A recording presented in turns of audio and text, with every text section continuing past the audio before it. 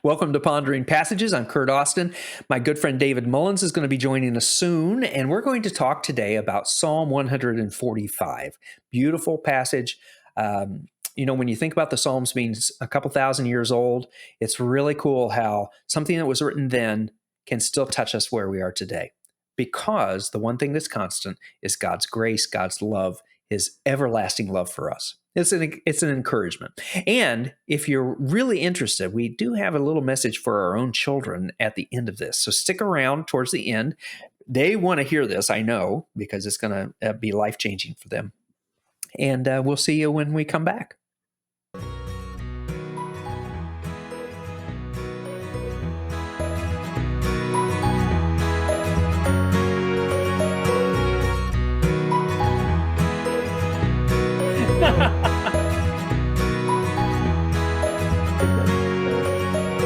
Welcome to Pondering Passages. We're going to ponder Psalm 145 today. I'm here with my good friend, Curt Austin. Dave Mullins right there. Right here I am. And so let's do this.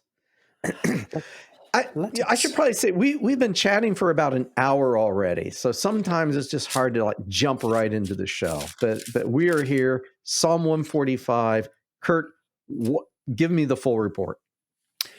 So I spent a lot of time in verses 1 and 2 this week because my Bible has the first two verses on one page and all the rest on another page.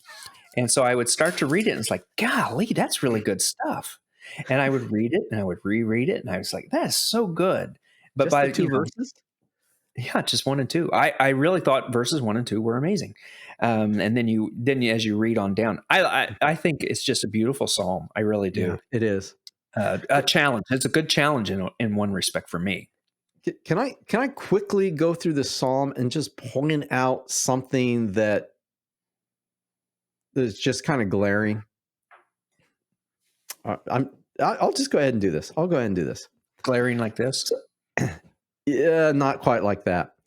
Okay, so I'm just going to read certain words to kind of emphasize what I think this psalm is trying to get to.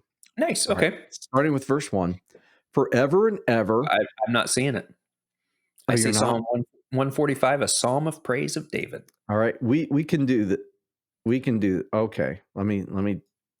I hate it when that happens. Yeah. How about this? All black, all the time. Okay. That's what I thought. All right. So we can fix this. I really don't want to cut it here. In the meantime, let me tell you that this week's episode is brought to you by Tic Tac. It's not. Put a Tic Tac in your mouth and get a bang out of life. It's not brought. We have no sponsors. Okay, now you can see it. I can. All right. So verse 1, forever and ever. Next verse, every day, forever. Okay. All right. We'll go through this. Every tongue. Okay. Everyone. Yeah. Everyone, verse 9. Mm-hmm. All your works. Got it.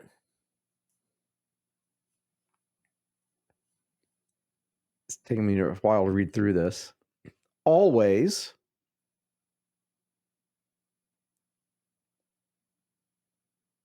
Every living thing. You see it? Everything he does. Now. All who call on him. All who call on him in truth. Protects all those. Oh, yeah. Thank you. I missed that one. Protects all. Everyone on earth forever and ever.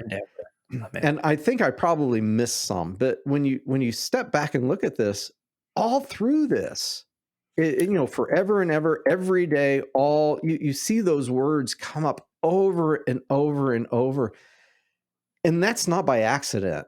The psalmist is trying to say something through this psalm, and that is part of it, about forever and ever, just how just all encompassing God is. And I think he wants his praise to be so as well. So thank you allowing me to go through that. Humoring you. Yeah. Do you feel humored? Do you feel like I do. I think if I would have practiced that psalm, I would have been able to go through it a lot quicker and maybe not miss anything. But that can be a homework, just go through and mark all of those, like those, all, every, forever, just the all encompassing. When did that come to you? I mean, was that like on the first day it stood out, or is that something after you read some commentary? How did that work? Yeah, I think, a commentary mentioned it. I can't remember if I had kind of noticed some of that, at the end, because at the end, he does start saying, all quite a bit. The Lord is close to all who call on him. Yes, to all who call on him. And one of the commentators mentioned that, he mentions like all and every, like 17 times. Oh, wow. But then I noticed, I think I would throw forever in there as well, and ever, because that, in my mind, that's the same type of, yeah. That's kind of an all thing. And the commentators are usually talking about Hebrew. So who knows, this forever and ever might have been similar to all and every in the Hebrew. That's really interesting. I had looked as I had gone through this. There were a couple themes, sections that kind of stood out to me as a challenge. I didn't think about it in that respect, breaking it down, and probably because I just spent so much time on 1 and 2 that a lot of themes there in 1 and 2. Yeah, and verse 3, no one can measure his greatness. I that's kind of what I'm getting from this. No one can measure his greatness. So you know what? No one should be able to measure my praise. Yeah. It should be all encompassing as well. Well, I think that's about it for this episode. Kurt's, we've covered verse 1 and 2, and I think, verse 4, 5, 6, and 7, though, for me, that was a section. That was my section, that one of the sections that I thought, let each generation tell its children of your mighty acts. And that was a challenge. It is a challenge. Yeah. Do we do that? Well, what happens when we don't? When I used to be a youth pastor, and Kurt, you might have heard this before. What? I was too. I know. So you might remember this because we know some of the same people. He told a story that about a kid that they were on some sort of excursion, and he had to take them home like at 2 a.m. They were just being not helpful. And he said, but the thing is, he said, you only have to do that once every 7 years. I think it was 7, because everyone in that youth group will remember that you took this kid home. So the freshmen will remember that. And then the ones coming up behind the freshmen will hear it from the freshmen. But he said, when those people graduate out of the youth program, you might have to take another kid home, just so that they know that, yes, if you say you're going to take someone home because they're being, disruptive, you will actually do it. And I think about that here. What happens if we don't tell our our kids? Yeah, they're not going to tell their children. Yeah. And it dies. It dies. What do they say? The gospel is only 3 generations old. It only goes for 3 generations before it dies. Yeah. So it is a challenge. And so, Kurt, how are you planning to take up that challenge? So, the interesting thing is this. So all of my kids know we go to church. All of my kids know that we are fully engaged in that, and that daily devotion is part of our life, that giving is part of our practice, that engaging in community is part of our discipleship. We aren't just Sunday morning church folks. We really like to engage fully. They all know that. But I cannot say that it's part of my vocabulary to say, let me tell you about the time that God saved my life in this, or that God, I don't know, kids, if I've ever told you this, but this is how God rescued me, or God, the great thing God did, or I saw the sunrise this morning. Oh my gosh, God has a great palette. You know, I mean, he makes things beautiful. I don't know. Maybe that's not the way to do it. You know, my story, and there was a point where I was not pastoring a church. I was working in the tech industry, and I had a point to where a startup I was working for was not going to be able to continue on, and I had a choice of whether continuing on in the tech industry or going back and pastoring a church. One of the reasons why I decided to go back into the church was because my kids have no idea what I do every day. The stuff was kind of a high-end things. Not many people understood what I was doing.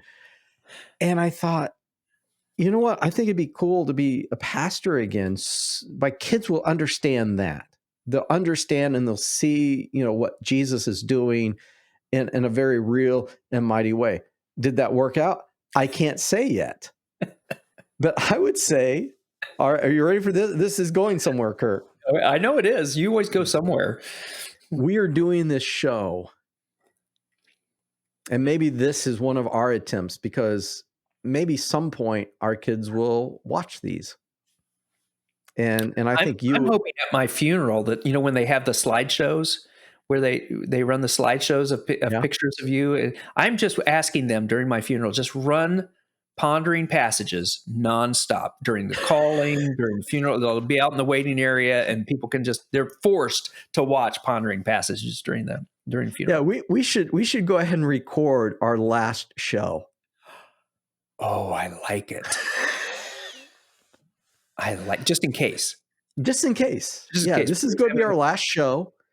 We're not going to talk about any specific psalm. We're going to talk about all of them. And then at our funerals, we can say, hey, make sure to play the last show. We don't want a pastor up there. We don't need a pastor. Oh, I like that. We will actually give the eulogy. We'll do our own funeral. In today's tech, you could do that. Well, yeah. I'll go back to this. Yeah. I like that a lot. You heard it here first, folks, unless we decide to cut this whole part out. But anyway. And if COVID is still going, 30 years from now when we both die, then it'll be perfect, because they can just broadcast it. It'll be great. All right. So that's really good. I mean, I do think everything that you do does tell a story about God's greatness. This is in the context of Deuteronomy, right? Where he says, repeat these stories over and over, so your children and your children's children, so that they know the faithfulness of God that took us out of Egypt, rescued us, and gave us a land. And sometimes we go about our lives and we don't do that same thing. So it was a good challenge of thinking, how can I tell those stories? And I think he kind of gives an idea of what happens when we are able to meet that challenge. Yes, I will meditate on your glorious splendor. See, that's another thing. He doesn't just say on your splendor. It's your majestic, glorious splendor, not just your miracles, your wonderful miracles. But then he says, these deeds will be on every tongue. Right. Yeah. It's not just me, every tongue. Why? Because we've told it to our kids. Everyone will share the story. Everyone will sing the joy about your righteousness, because we will have passed this on. And then he goes in this section where he just really just settles into and thinks about who God is and what God has done. It was beautiful. Verse 8 was one I meditated on this week. Yes. I mean, that's just, that's so familiar. Yeah. And it's so beautiful. I thought it was interesting. My Bible says that, let's go to the next screen. Does it? We're just going to skip over. Oh, that's that very first part. The Lord always keeps his promises. He's gracious in all he does. That little B up there is that's not in all. It's not in all versions, which I thought was really interesting. Yeah, that is. Yeah, because it's a great little statement. Whoever added it, whoever decided, this is lacking the one thing. See, here's the thing. I'll go into a little bit of this. Just because it's not you do that, I'm going to enjoy a refreshing Tic Tac. just because it's not, this is kind of an important thing. Just because it's not in every version doesn't mean that it was added. When they do textual criticism, it could be that you've got the original that has it, and then when someone copied it, they skipped over that verse. And then you have the tree, and so all the copies that's made from this tree doesn't have it. All the copies made from this tree does have it. That's just sloppy. Well, sloppy work. I would say it's not. How then can we trust anything that's in the Bible, Dave? Well, because they've actually found the Dead Sea Scrolls, and it was surprisingly accurate. And so what they've discovered are these scribes actually did much better work than probably what we do. That's no doubt about that. Yeah. Because what you said, some people actually say that, but when you really look at the evidence, it's like, you know what, these are surprisingly accurate. Yes, sometimes, something happens, but see, the fact that there's a B here means that the stuff that we have, can be trusted, that, and it always could be for salvation and various things like that. But the scribes actually don't go anywhere. I see what you're going to do. You're going to go back. We are tight on time, my friend. So we are moving forward. So, well, I just hate, I skipped right over that. Verse 18. I know you did. Verse 18. I have a question for you. Uh-oh. We're tight on time. Close. The Lord is close to all who call on him. Yes, to all who call on him in truth. This has bugged me all week. I've got it underlined, and it says, "Ask Dave." In truth. What does that mean? In truth. Wait, why? What's the, he's faithful. The Lord is close. You can call on him, but it better be in truth, because otherwise. What is truth? There's a joke in there somewhere, isn't there? There could be. I didn't mean it as that, but it could be. I think a Pilate, who I believe asked Jesus, what is truth? Ooh. And Jesus didn't answer. But what did Jesus say about him? About himself? I am who you say I am. I am the way, the truth, and the life. Now, the psalmist didn't mean, calling through Jesus, but I think I would make the argument that in truth means in alignment with God and his will. Jesus' prayer, the Lord's Prayer, it says, "Thy kingdom come, thy will be done." And that is really where we need to be. And when we align ourselves with God, it just makes sense that the Lord is going to be close to those who are aligning themselves with him. Because if we're not, then it means we're out of step, we're out of alignment, we're heading in a different direction. And if God truly loves us and knows exactly who we are and knows exactly what we need, whenever we step outside of that, we are just stepping closer to, not really where we ought to be. I would say destruction, really. So I don't know. I mean, how's that sit with you, since I had no idea you were going to ask that question? I love it. I just love to toss a little softball to you and let you knock it out of the park. I mean, that's that's beautiful. Well, and I think the next verse, grants the desire of those who fear him. I think it's the same thing. It's about this respect of God. And when I am truly, I just was watching something. I'm not going to mention the name of the show. Those who are watching it will say, "Oh yeah." They had a statement, and they said, God, they're complaining about God. And they said, "Well, why?" And they said, "Because God made me smart enough to know my life's a mess, but not smart enough to figure out how to get out of it." It sounds like Seinfeld. No, it's not. But the thing is, he doesn't make us smart enough to figure out how to get out of it, because it's to be smart enough to know that we need to lean on him, to trust him, right. to say, "God, my whole life I've been putting you on the sidelines, and I've been heading my own direction, and it's just I've made a mess of things. Well, how do you fix that? Well, you stop making a mess of things, and you allow the one who's created you and knows you and has a much better idea and vision of life than what you do to actually begin to call the shots. And really, when you ask me that question, it's like, yeah, I think that's what it means to call on him in truth. The truth of who we are. Left to our own devices, we are going to really make a mess of things. And I think 19 and 20 then reiterate that, right? The desires of those who fear him or are in awe of him, who are amazed by him. And he hears those cries and he rescues them, and he protects those who love him. And it's not that, I know it says, but he destroys the wicked, but it's not that God is like out to get people. It's the thing that we end up really creating our own issues and our own destruction. Yeah, absolutely. And I don't think God wants that for us.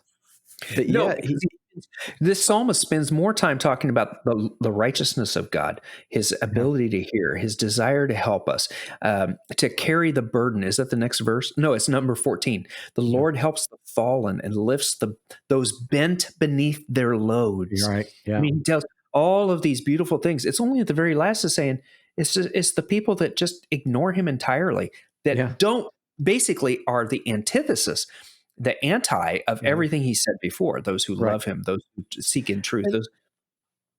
And I would make the argument that destroying the wicked. One of the ways he has done that is just simply through the way the universe has been designed.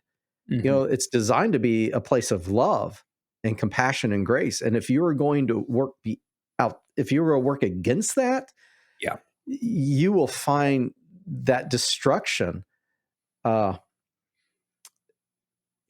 It's like, gravity. If you decide, okay, gravity is actually a thing, I understand that law, but I'm going to try to break that law. Well, it's going to break you. My friend Joel says that gravity is not just a good idea, it's the law. It is the law. And so, of course, he's going to get to verse 21. Praise the Lord, and may everyone on earth bless his holy name forever and ever. Because if we can live a life that blesses his name, we in turn will find that blessing of him. Everything that you talked about in this psalm. Love it. This was great. I appreciate this so much. The conversation, the insight, and the psalm itself of what it's calling us to. Yeah. We should really script these things out, because I think the show would be a little bit shorter and tighter. We've talked about that. I know. We don't, I think that's part of the beauty of discovering along the way. We'll have to ask our 4 viewers. And in the meantime, each of you should grab a Tic Tac. Yeah, I think I feel comfortable with this. Again, this is the legacy that we leave, Dave. And so when we're dead, people this is all they're getting. Kids, this is it. This is your inheritance. You get the URL. You get the URL for YouTube when it's all said and done. We spent the entire inheritance on microphones. So there you go. Which is a sad statement in and of itself, given the quality of them. Hey, if you're watching this for the first time, you think, well, that was interesting. I never thought it would end like that. This is how we end, to be honest. And we would love for you to watch. The very exciting thing has happened just this week is we've been able to upgrade ponderingpassages.com. All of our videos are there. You can go right there, the blog, the videos, information about what we do, why we do it. It's all in one place. And that's thanks to Dave for finding that technologically challenging truth that he was able to overcome through his years of working in the tech industry, as opposed to a pastor. He wouldn't be able to do this if God hadn't led him out and then led him right back. Then brought me back in. Yeah. Beautiful. So follow us. You can click. There's someplace on our website, you can say, I'd love to hear whenever something's published, and it'll update you. If not, go to YouTube, go to Instagram, go to Facebook, look for our podcast. It's all out there. Click it, like it, follow it, and we will be back in about a week, and we'll do this again. Thanks for joining. We'll talk to you soon.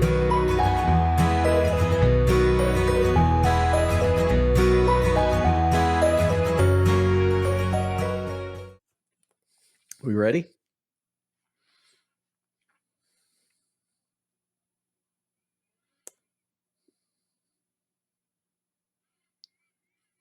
All right, I'm just creating space. So are you going to look like that the whole time? I'm looking at the camera. Is that okay? Okay.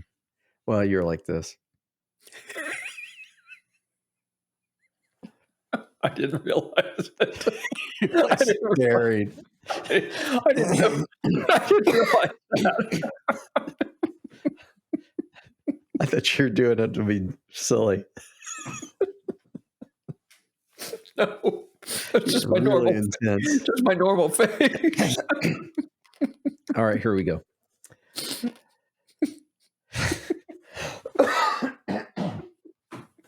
Yeah, we'll get there, I'm sure. Now that you're eating something. Welcome. You know, we're virtual. You don't need a mint. I do. I've drank too much coffee. I can smell my own breath, and this is disgusting. All right, here we go. I've got a mask right here, man, in my office where there's no one else. I've got a mask right here. We should do this show. So careful. We should do the show this way just to show how much we care. Yeah, we do care, because I don't know where you've been. This is Pondering Passages. And we're trying to avoid computer viruses. You know what? That's a real thing. Don't make fun of computer viruses. That is a real thing.